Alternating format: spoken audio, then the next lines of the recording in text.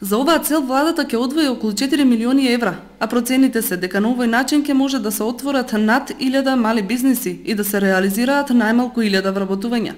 Досега оваа мерка за 50% поддршка важеше само за набавка на земјоделска механизација.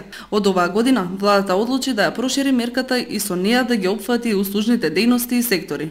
На овој начин се дава сериозна поддршка за развојот на македонските села и на овозможувањето услови за економска екзистенција на луѓето што живеат во нив. За оваа финансиска поддршка ќе може да конкурираат сите физички лица, трговци, поединци и мали и средни претпријатија во македонските села и градовите со население под 30.000 жители.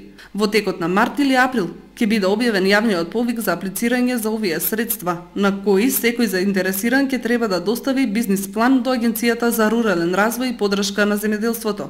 По разгледување на бизнис планот и неговото прифаќање ќе биде склучен договор меѓу корисникот и агенцијата и согласно со договорот на лицето ќе му бидат исплатени парите во висина од 50%